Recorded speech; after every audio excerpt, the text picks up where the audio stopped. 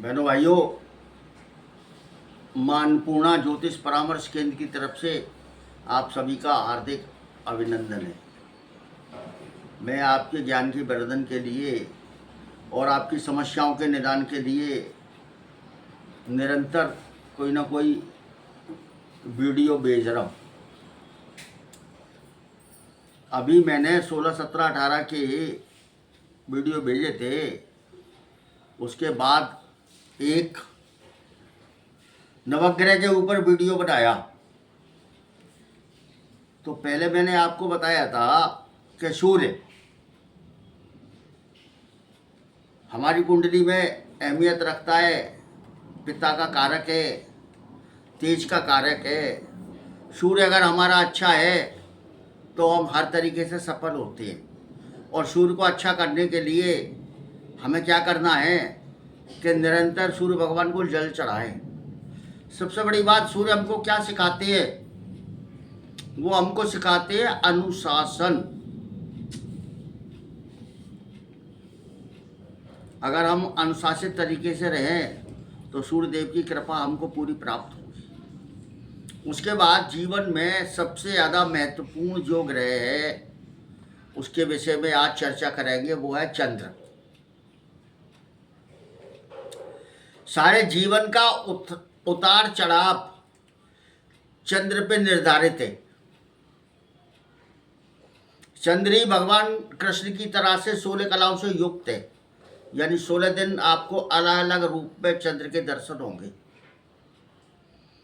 और हर क्षण हर पल वो अपना प्रभाव हमारे तन पे और मन पे छोड़ेगा। उसी के बारे में मैंने बताया था कि कृष्ण पक्ष का जो चंद्र होता है वो कमजोर अवस्था में होता है और 10 दिन के बाद किसी भी पक्ष का हो, मन और तन में भटकाव लाने वाला होता है। शारीरिक क्षमता कमजोर हो जाती है। चंद्र की स्थिति से हमारा पूरा जीवन प्रभावित है। अगर चंद्र कमजोर है तो हमको शारीरिक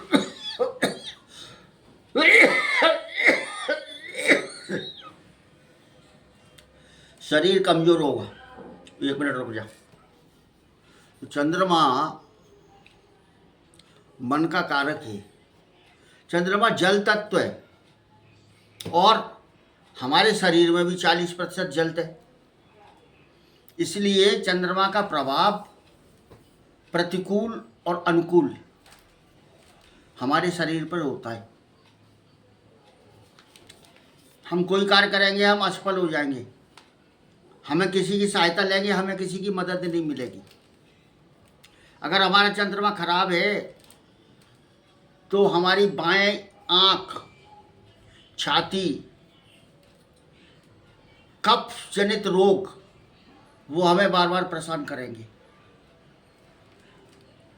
हम जो भी प्लान बनाएंगे उसमें हमको निराशा हाथ लगेगी। हम दर दर की ठोकरें खाने को मजबूर हो जाएंगे। अगर चंद्रमा हमारा कमजोर है तो हम पैसे से भी बहुत परेशान हो जाएंगे।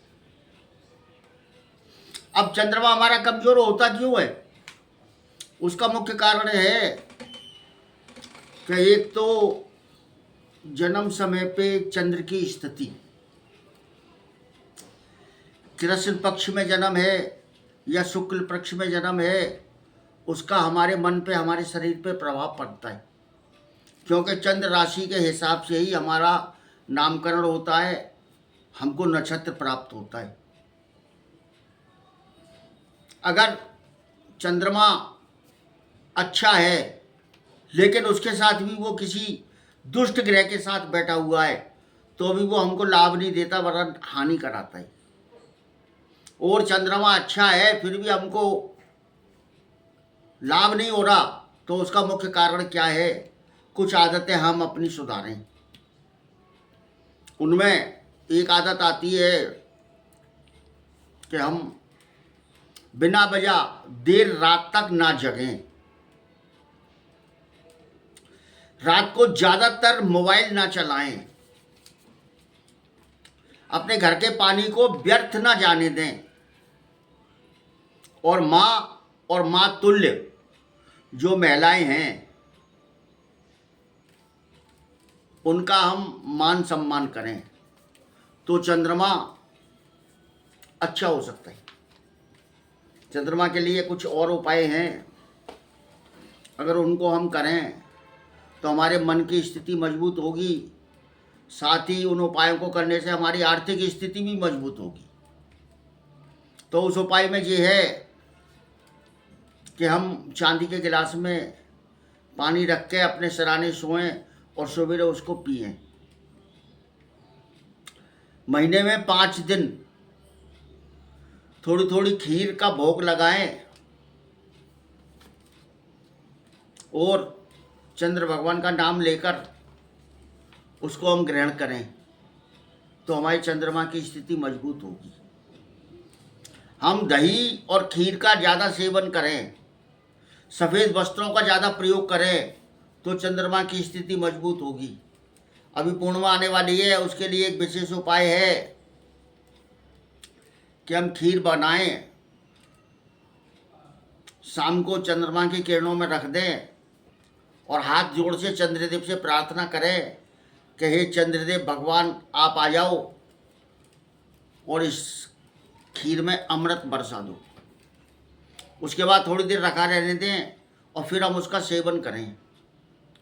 पूर्णिमा को हम खुले में बैठे चंद्र भगवान के दर्शन करें और मन में ओम सो सोमाय नमः उसका जप करें तो भी हमारी चंद्रमा की स्थिति मजबूत होगी। एक स्टील के पात्र में जल लेकर उसमें थोड़ा गंगा जल मिलाएं, थोड़े चावल थोड़ी चीनी मिला के चंद्र भगवान को ओम सो सोमाय नमः ये बोलते हुए हम अर्घ दें, उससे भी हमारी चंद्रमा की स्थिति मजबूत होगी। अब मैं आपको 2 विशेष उपाय बता रहा हूं, अगर आप उनको करें तो आश्चर्यजनक लाभ आपको प्राप्त होगा। अमावस के बाद जो पड़वा आती है उस पड़वा को एक कांच की छोटी शीशी लेकर उसमें गंगा जल या घर का पीने वाला पानी भर के रख लें और उसको अपने पास रखें। 15 दिन उसको अपने पास रखे रहे। पूर्णिमा वाले दिन उस शीशी को निकालें, उसके जल को अपने ऊपर छिड़कें और शीशी को कहीं एक तरफ रख दें। ये बहुत शानदार उपाय है। दूसरा एक उपाय ये है कि अगर हमारे सारे कार्यों में रुकावट आ रही है, चंद्रमा भाग्य हमारा बिल्कुल साथ नहीं दे रहा, हम हर तरीके से निराश हो चुके हैं, तो उसके लिए एक उपाय है जो हम कम से कम 5 पूर्णिमा करें। वो क्या कि हम 4.25 मीटर सफ़ेद कपड़ा लें, उसमें 4 मुट्ठी चावल, 4 फूल और 40 ग्राम का एक चंदन का टुकड़ा, एक धार्मिक पुस्तक, 4 जनेऊ, इतने सामान इकट्ठा करके और हम पूर्णिमा को किसी भी सन्यासी को दे दें तो आप देखेंगे कि 5 पूर्णिमा ऐसा करके चंद्रमा इतना आश्चर्यचकित लाभ देगा कि आपको कभी भी धन का अभाव नहीं होगा। ये उपाय आप करें। आगे समय समय पर मैं वीडियो देके आपको बताता रहूँगा। आगे कोई बात हो, कोई समस्या हो तो आप व्यक्तिगत तौर से हमारे केंद्र पर आकर हमसे परामर्श कर सकती हैं। नमस्कार।